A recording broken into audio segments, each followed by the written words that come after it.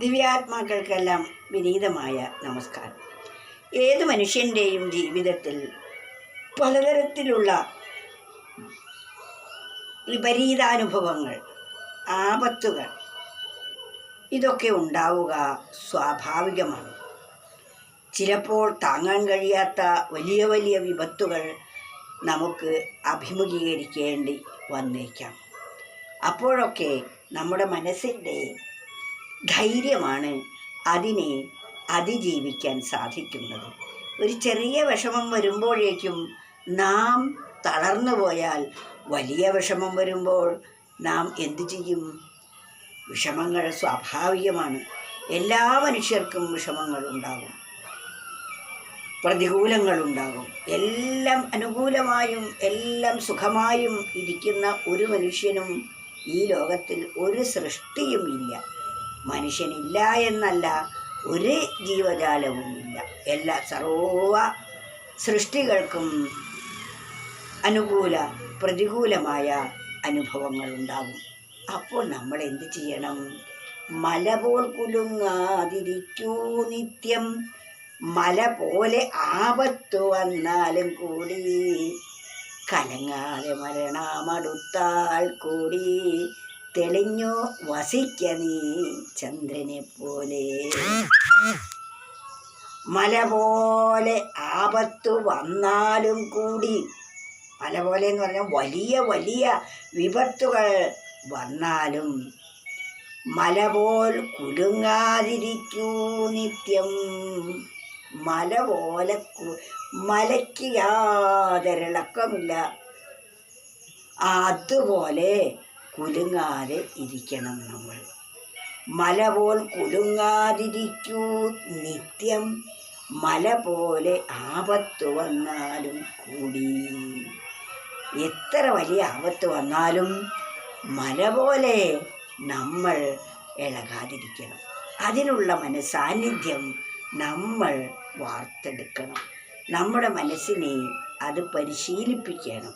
എനിക്ക് മാത്രമല്ല ഈ ദുഃഖം, എന്നേക്കാൾ വലിയ വലിയ ദുഃഖങ്ങൾ ആർക്കെല്ലാം വന്നു? യുധിഷ്ഠിരൻ, പാണ്ഡവന്മാരിൽ മൂത്തവനായ യുധിഷ്ഠിരൻ ഇതുപോലെ ഒരിക്കൽ ചോദിച്ചു ഒരു മഹർഷിയോട്, മഹർഷി, ഞങ്ങൾക്ക് ജീവിതത്തിൽ എത്രയെത്ര കഷ്ടമാണുണ്ടായത്. ഇപ്പോഴിതാ 14 വർഷം പത്നി സമേതനായി കാട്ടിൽ അലയേണ്ടതായിട്ടും വന്നു. രാജ്യം രണ്ടായി ഭാഗിച്ച് പകുതി രാജ്യം ഞങ്ങൾക്ക് തന്നു. അവിടെയും ഞങ്ങൾ ഭഗവാന്റെ സാന്നിധ്യം കൊണ്ട് സുഖമായി കഴിയുമ്പോഴാണ് അസൂയമൂത്ത ദുര്യോധനൻ ഞങ്ങളെ പരാജയപ്പെടുത്താൻ വേണ്ടി ചൂത് കളിക്കാൻ വേണ്ടി ക്ഷണിച്ചത്. അതിലും ചതിയുണ്ടെന്ന് അറിയില്ലായിരുന്നു. എന്നിട്ടും ഞങ്ങൾ അതിൽ പരാജയപ്പെട്ടു, വനവാസം അനുഷ്ഠിക്കേണ്ടി വന്നു എന്ന് പറഞ്ഞ് അദ്ദേഹം ദുഃഖിച്ചപ്പോൾ ആ മഹർഷി ഇതിനേക്കാൾ ദുഃഖം അനുഭവിച്ച ചിലരുടെ കഥ അങ്ങ് പറഞ്ഞു കൊടുത്തു. അതിലൊന്നാമത്തേത് ശ്രീരാമൻ തന്നെ. രാജകുമാരനായി ജനിച്ചിട്ടും രാജീയ ഭോഗങ്ങൾ അനുഭവിക്കാൻ അനുവദിക്കപ്പെട്ടവനായിട്ടും നിഷ്കരുണം രണ്ടാനമ്മ 14 വർഷം വനവാസത്തിലേക്ക് പോകണം എന്ന് പറഞ്ഞു. ഒരപ്രിയവും കൂടാതെ അദ്ദേഹം പിറ്റേ ദിവസം തന്നെ വനത്തിന് തയ്യാറായി. സീതയെയോ ലക്ഷ്മണനെയോ കൂട്ടാൻ ശ്രീരാമൻ വിചാരിച്ചിട്ടില്ല.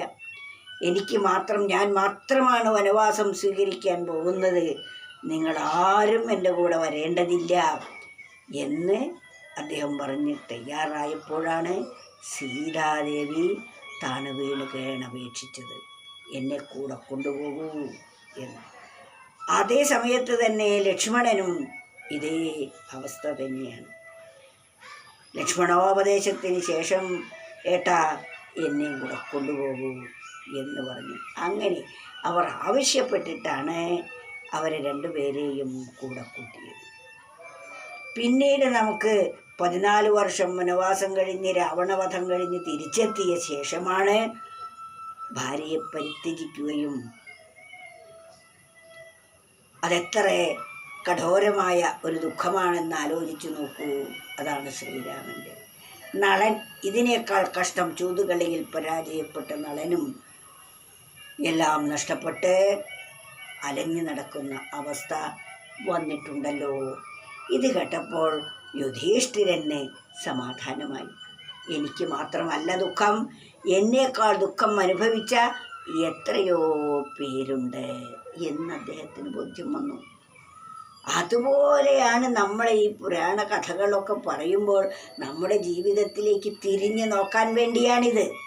അതാണ് മല പോൽ കുലുങ്ങാതിരിക്കൂ നിത്യം, മല പോലെ ആപത്തു വന്നാലും കൂടി കലങ്ങാതെ മരണമടുത്താൽ കൂടി തെളിഞ്ഞു വസിക്ക നീ ചന്ദ്രനെ പോലെ.